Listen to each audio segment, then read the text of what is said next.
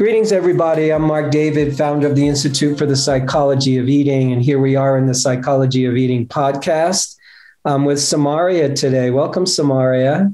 Hi, Marc. Hi, I'm glad we're doing this. I'm glad we're here. And my favorite question to ask is if you could wave your magic wand and get whatever you wanted with food and body, what would that be for you? I love that question, and I have been thinking a lot about it. If I think I need to give you a little bit of context to answer it, because right now I am suffering from some chronic illnesses like type 2 diabetes, and I have high levels of blood cholesterol. And I know very well what I have to do to help in these illnesses because they are related to the lifestyle habits. But despite that, I know that, and I am working with a nutritionist that is really good. But despite that, I know I should eat these foods, and these foods are good for me, and these other foods are not good for me right now or ever, but especially not right now. But despite that, I can find within me the inner strength, the discipline, the determination to follow with these dietary plans, because all my life, for decades now, I have been using these foods like pastries, pasta, breads, chocolate, ice cream, this type of foods to regulate my emotions. Like if I feel anxious, or if I feel sad, or if I feel boring, or things like that, I use these foods to feel better. So if I have to let them go and live my life without them, I feel like I am missing something. I feel sort of uncomfortable and sad. And I think it's a little bit childish, a little bit like a childish behavior, because I know that in me there is a part that is like teenager who doesn't want to have limits or to think take good care of myself. But I still don't feel happy. I feel uneasy, and I feel sad, and I don't feel peace. And if I can wave a magic wand that magically could grant me something, I think I would choose to be at peace, to be happy with this new lifestyle that I have to embrace. And I think that would be. Okay, that's very well put. So you want to be able to eat the foods that you know you're supposed to eat and not eat the foods that you know you probably shouldn't eat too much of, so Yes. you can improve your health. Exactly. Okay. So where are you from, Samaria? I am from Costa Rica, a little country in Central America. It's very beautiful, and right now the weather is really nice. So that's where you are right now. Exactly. I am in Costa Rica. Yay. So how long do you think in your life you have been turning to food to help you feel comfortable when there's emotions that are difficult? I am 50 now, and I think I have been doing this my whole life since I was a little child. I think I also suffer from depression and from anxiety. And I have been having depressive crisis since I was very little, since I was like 10. So I think that influenced me also. And my grandmother was a very good cook. She used to prepare very simple but very delicious dishes. And she also kind of expressed her love for us, giving us food, delicious food. So I think that influenced me that to we use this as a regulator for my emotions for when I have problems. Do you have kids? No, I am single and I don't have kids. Mm-hmm. And how long have you been single for? A very long time now. I don't remember, but the last 20 years I have been single. Mm-hmm. Have you been wanting to be in a relationship? To be honest, not really. I don't know why. I have never been very interested in a relationship. If I find a right partner, if I find a right partner for me, I think I would be open to have a relationship. But it's nothing that I have actively pursued for myself. I have always been, I think, maybe too much involved with myself, and I have been fighting this depressive crisis and this trying to go to be able to live my life, to work, to do different things. So I think I have been maybe too caught up on that, and I haven't been able to dedicate much time to have a relationship. Mm-hmm. And are you working right now? Yes, I am working. Well, tell me what you do. I am a computer engineer, and I am working at a company called Emerson. It's a multinational company, and I work with computers. Mm-hmm.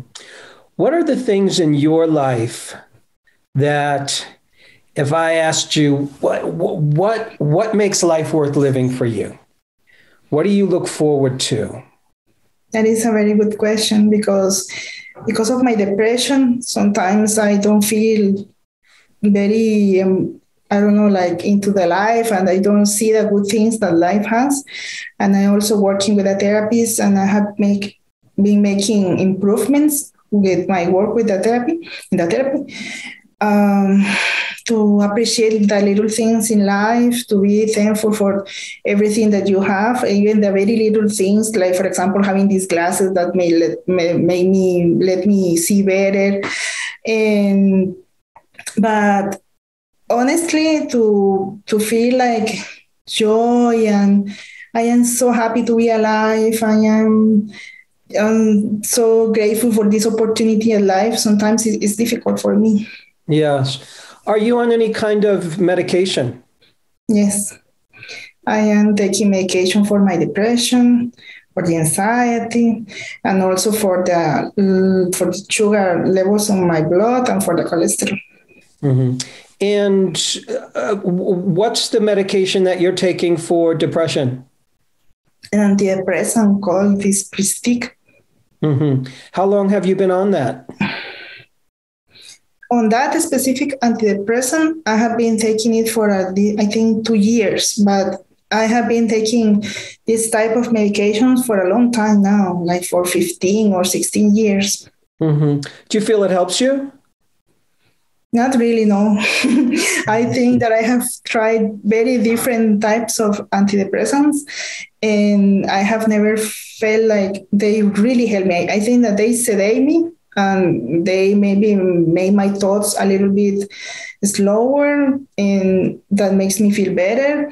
But I don't think that they help me with the depression, that the depression goes away, or that it improves. I really don't feel that. Mm-hmm. That happens with a lot of antidepressants. It's for some people, antidepressants work. For some people, they need to try different antidepressants because everybody has a different, people being treated for depression. It's different for different people. And oftentimes what happens is antidepressants bring us up a little bit, but it doesn't allow us to go high. Mm-hmm. It decreases, in a strange way, our overall emotional range. So yes, our lows are not super low, but then we can't feel the good feelings because the antidepressant just puts us in a more narrow range. Yes. So it's an interesting challenge that you have because there's foods that you turn to make yourself feel better, which, in my view, always makes perfect sense. Whenever anybody tells me, I eat this food, it makes me feel good. I eat this food, it makes me feel better, makes me feel less nervous.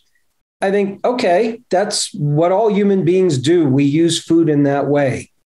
And now you're being told, hey, Samaria, you have all these medical challenges and things could get worse if you don't change your diet. Exactly. So you want to change your diet so you can be healthier and live longer. But at the same time, you're not quite sure that living life is such a wonderful thing.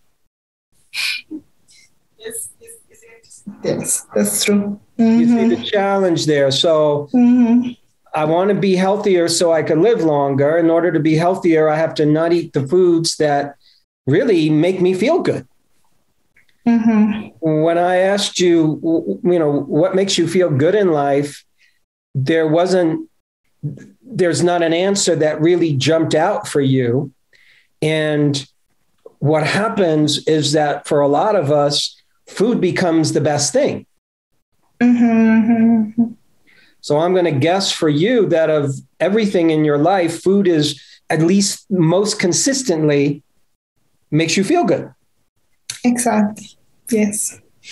So if you tell me, I know I need to be healthier, but this food makes me feel good, that makes sense to me.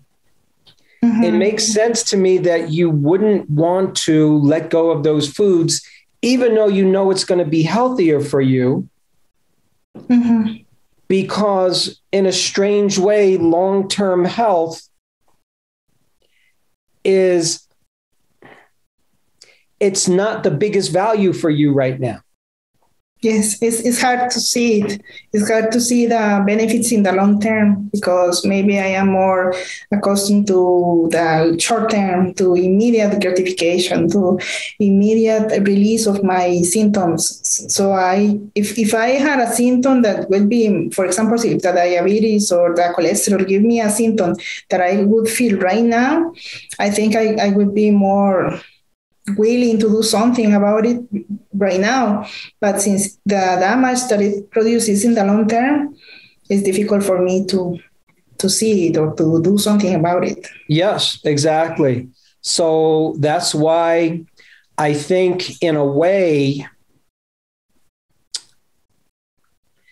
the problem that you're facing is not, I need to figure out how to stop eating these foods so I can be healthier. That's not the real problem. The problem is, or the challenge is, how do I have the kind of life where I so want to live it that the things that would potentially harm my health or harm my long-term health or make me die sooner, those things become, I don't want to do those because my life is too good. My life is too valuable to me. If I'm depressed, I don't want to take great care of myself. I'll take a little care of myself for sure. I'll do the basics. But one of the hallmarks of depression is not wanting to be here. Yes, that's true. It's really depression for many people. It's an inquiry into, do I want to be in this life? I don't like this. I don't like that. This is too hard. I don't feel good. I don't know what I want. I don't know how to. So then depression puts us in this place where it's like a debate with ourselves. Do I want to be here? And to me, and I don't know if this is true for you, Samaria, but I would love for you to consider that the depression that you face at this point is really a spiritual issue. And yeah, you can call it a mental health issue. You can call it a brain chemistry issue, but the prescriptions haven't helped. You've been dealing with this a long time. And I think it's really useful to start to explore, okay, I've been in this dialogue with myself of, do I want to be here? Do I not want to be here? If we don't truly want to be here, but we're not willing to kill ourselves, then why would we take good care of ourselves? why would I eat healthy? Why would I exercise? Why would I do good things if I don't really want to be here?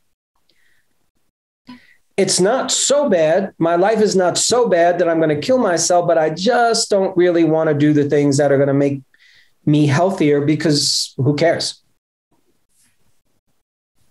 So to me, you're really grappling with, what is it going to take for you to agree to be here or not? And when I say agree to be here, that means, okay, this is my life. This is me. This is Samaria. I'm 50 years old, and here's what I do, and here's my job, and here's my body, and here's where I live, and here's the people I know.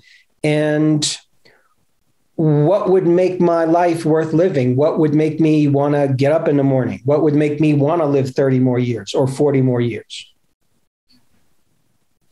Yes, that's true. I always think about it. You are completely right. I always think, when I think about gratitude and the things that I am grateful for, and I think, well, I have these many things in my life. For example, I have a very good friend of mine that I live with her, and she's my best friend, and she supports me a lot, and she helped me a lot with things, and she's a very, very nice person. And I have my family, I have good friends, and I love them and they love me. And I think that I have these things to be grateful for. But when it comes to me as an individual, I have always have this debate that you mentioned about if it is, I am here. I heard you sometimes say that since we're here, well, it would be good to own it, to be here, right? Since we are here. And that makes me think, when I heard you once saying that, I have to own it and to be here. But I think that sometimes I make efforts to do that, but sometimes maybe I don't feel very well with my job. I would like to do something else. I would like to work, to change my career, to do something that is more interactive with people. Like, for example, I would love to be a coach. I would love to be part of your program and to be a coach. But sometimes I have been having issues economically to do that, but it's one of my goals.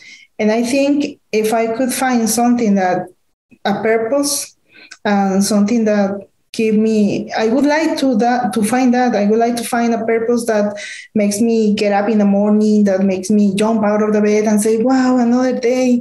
It's so good that I have another day to do this. I always dream about it, but I haven't been able to work or to get close to that state. Mm-hmm. So I think that's a good road to see how you can walk down that road and what it's going to take. Because in reality, even if you were not depressed and if you loved your life, but you wanted to change your career change is not easy for anybody. I've just been watching career changers over the years, and it's not easy, especially when we've been doing something for a long time. We're accustomed to it. We know how to do it. We know how to make a living out of it. And it's difficult to shift to something completely different. So I just want to acknowledge that career changing is absolutely doable. And it's not easy. So I'm emphasizing it's not easy, because you not being able to find that so easily doesn't mean there's something wrong with you. It just means that you have to keep exploring. What does that look like? What's it going to take? And what are the baby steps you can do right now to move in a new direction? So I personally like the idea for you of having a new life's purpose, because it gives you something to work towards. And even though you don't have that right now, working towards it by itself is a purpose. So if you want to be around people more, if you want to do a career that's more focused on relationship, more focused on you interacting with other human beings, then I think to myself, well, what can you do now, even while you keep this same job? Is there some volunteer work you can do that gets you that gives you that feeling? Are there certain relationships or friendships you have where you can be in more of a helping role or a mentorship role? Are there young people you can start to mentor now, even if it's just for free? Like people who can use the advice of a career woman who's been making a living for a while. And how do I enter the job market? How do I get a job in the computer world? Anything that gets you. I love the idea of you being in relationship with other people in a way where you're serving and helping them. Because in a way, that's part of the life stage you're in right now. I always think of 50 and up as the queen stage for a woman, the king stage for a man. And in that queen stage for you, the queen stage is where you're sitting on your throne, and your queendom is simply the people in your world, your family, your friends, people you work with, anybody who you interact with, that's your queendom. And a good queen, a good king, they serve their queendom. They're serving others. They're bestowing things upon others. They're uplifting other people. They're mentoring other people, guiding other people. And I think, I don't know if this is true for you, but, oftentimes when we don't have children, there's still an energy inside of us where we want to give. Yes, that's true. Yes. It's because I didn't have children, not because I didn't like children, but just because that was like my life turned out to be. It's not that I didn't enjoy children or that I didn't like children. Right. So there's a part of you that wants to give. Mm-hmm. And in a strange way, being in a position where we can give, sometimes we have to do a little work to put ourselves in that position. Mm-hmm. We have to find the places. Where can I serve? Where can I give? Where am I needed? Where are the gifts that you have to give? What are they right now? And how could you start giving them more? So how would you characterize yourself in terms of how do you help people? The people that know you, the people that love you. If I said to them, how is Samaria the kind of person that is helpful or uplifts you or makes you a better person? What would they say to me? Well, I think that mostly I listen to people. I think that is difficult to find people that really want to listen to you, to know you, to understand you, to just without judging. So I think that for the people that is around me, I always do that. I always listen up to them, to their stories, to their problems. Maybe I'm not always qualified to give them advices, but I do mostly the part of the listening and try to encourage them. And I think I also try to give them love. I think they will say that I am a caring person, that I give them love, that I do a lot of effort to make them feel happy and to, like, if I were like, if I want them to be like in a party or enjoying or being happy, that's, I think they would say that. Mm-hmm. So now that I've spoken to you for a little bit, I think that the road for you to heal your depression is different than you might think. Mm-hmm. You put a lot of effort into therapy, working on yourself, trying different medications, and doing whatever you can do to feel better. And it's still a struggle. And it might always be there in the background. And I think that the way for you to transform the depression at this point in your life is less about focusing on fixing yourself. Is less about what am I doing wrong? What do I have to do right? Why am I depressed? Why can't I fix this? And putting yourself into action. Mm-hmm. And putting yourself more specifically into service. Mm-hmm. And it's almost as if saying to yourself, okay, I have this depression. It's been with me a long time. Great. Let's bring it along. Not even going to try to fight it. Not even going to try to fix it. I'm going to just start giving my gifts in a different way. I'm going to make my life more about serving others than fixing myself. Mm-hmm. Yes, you're right. I have been thinking about that too. I have been thinking recently about, because I watch, I don't know, TV shows or something that talks about mental illness. Several people that has depression, they say that they get better when they dedicate to service others. So I have been thinking about that too. But I think that what you mentioned, that I have to go into action, is what is sometimes difficult for me, because the depression makes me be like into me, like too concerned with every little detail about myself.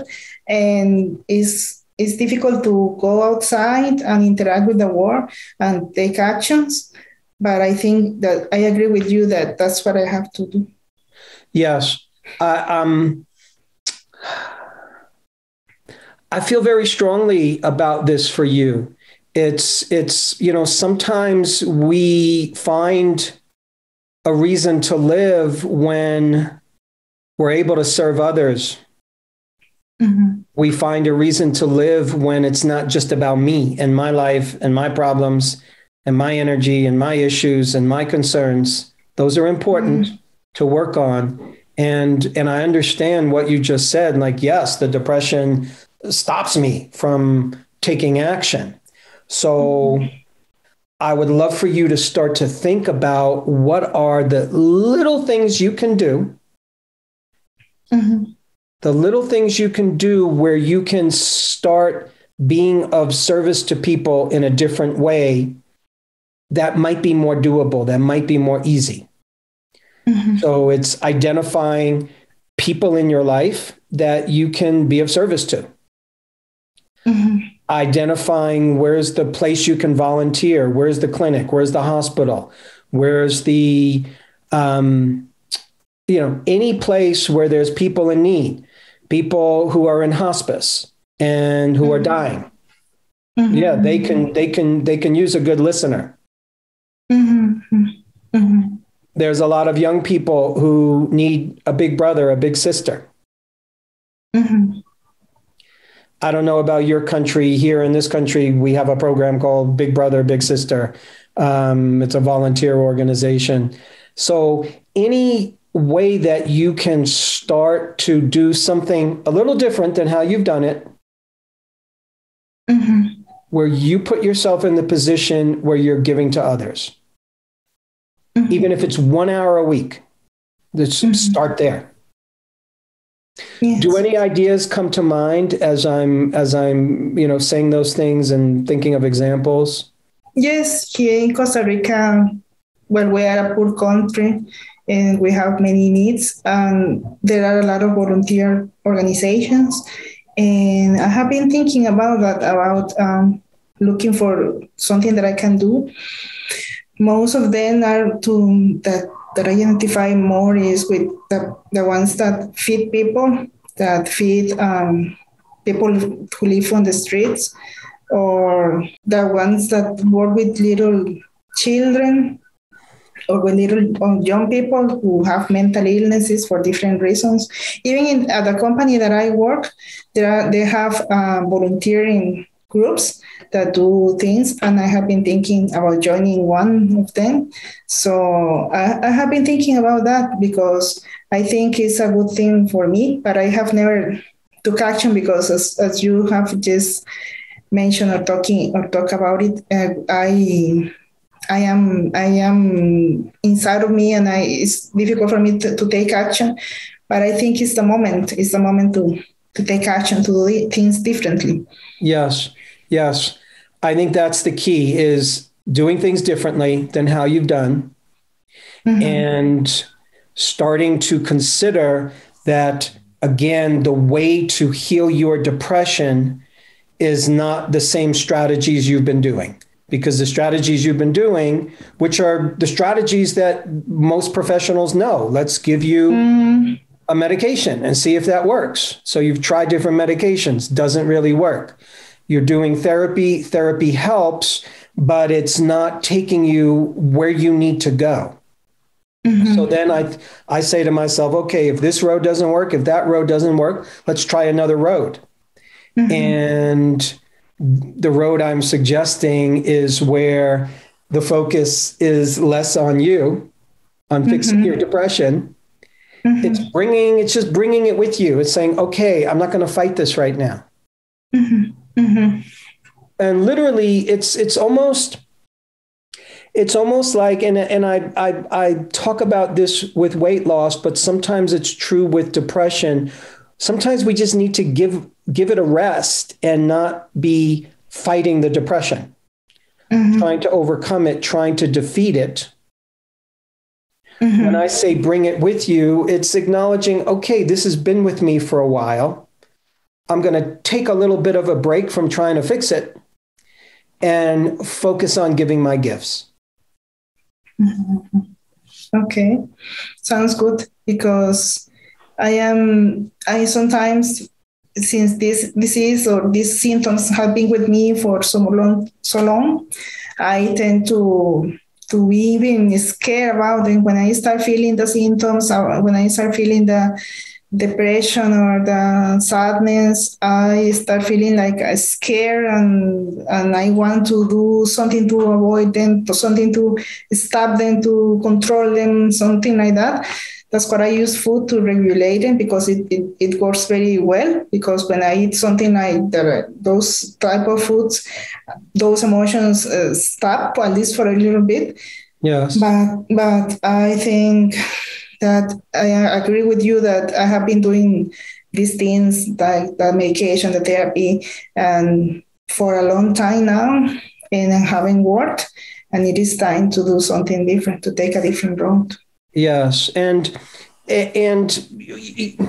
we haven't focused on food, because to me, if we would have focused on food, we would have missed what's most important in this conversation, which is you turning to food is more of it's a symptom. It's not the problem. So you wanting to change your eating so you can be healthier, you're not going to want to do that if your life is not worth living to you. So I would honestly, I'd rather you just eat whatever you want to eat and let your body do whatever it does, and it'll get sick when it gets sick, and it'll die when it dies, like everybody else. I would rather you do that than try to say to yourself, oh, how do I stop eating chocolate? How do I stop eating pasta? How do I stop eating all these things that I think I shouldn't eat? You're not going to want to stop eating those things, because that's what's making life worth living. If food is the best thing going for me, I don't want to get rid of it. So something has to be more important than that in your life. And that's where that to me is where the healing is going to start happening. In the meantime, for sure, and maybe this is something you can work on if you're in therapy, is really looking at ways that you can self-soothe, self-nourish, self-care other than food. That's going to be difficult to a certain degree, again, because food is the best thing for you right now. Food is the one thing that, at least in the moment, it makes life worth living. That's why we return to it, because it feels good in the moment. It's pleasurable in the moment. This makes life worth living. I feel great when I eat it. Yes, and I used to be thinking about food and thinking I am going to go to that restaurant that is so nice and that the food is so delicious, and next Saturday I'm going to do this, and right now in the afternoon I am going to go to that bakery that I enjoyed, and I center a lot about my thoughts goes a lot there.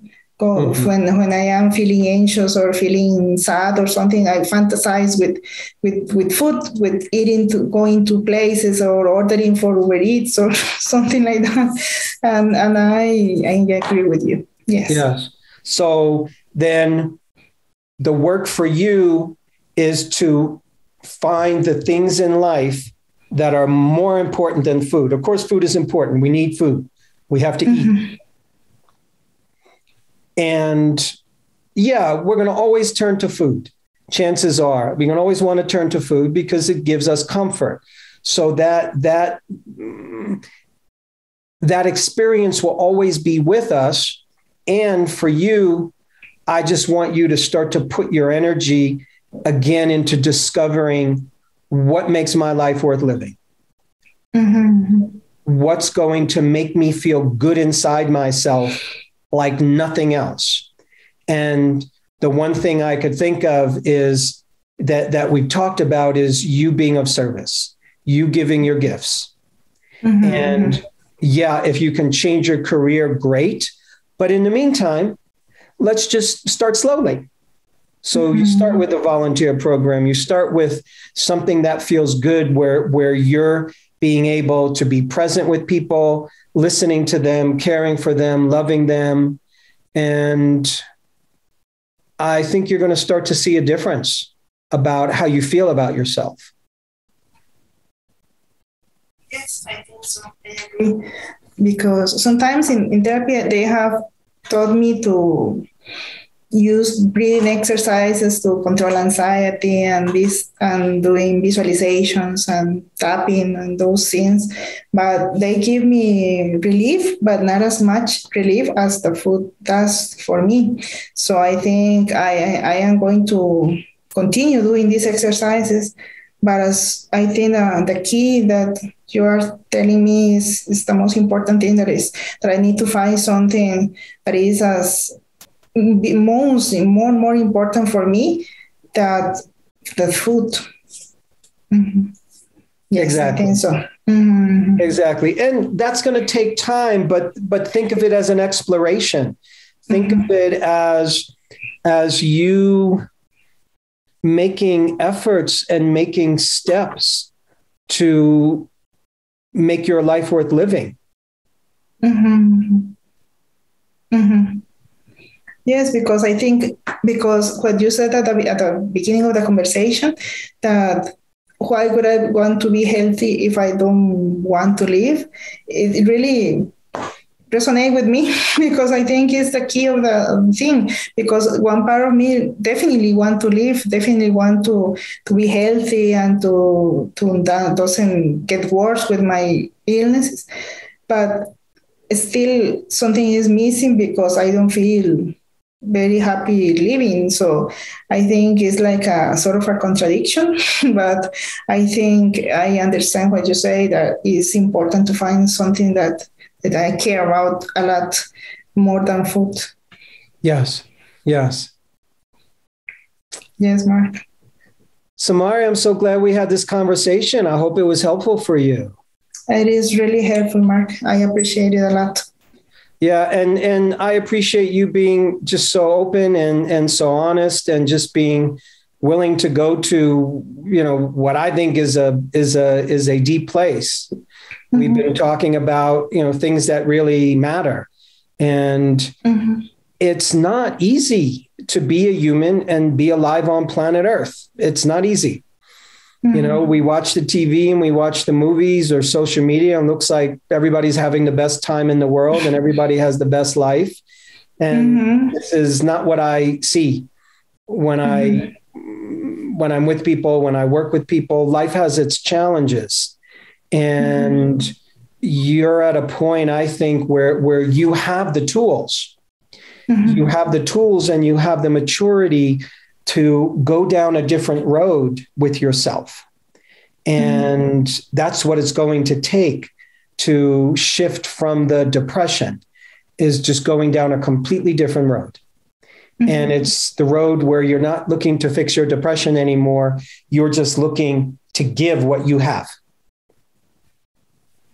And then we'll see what happens. Yes.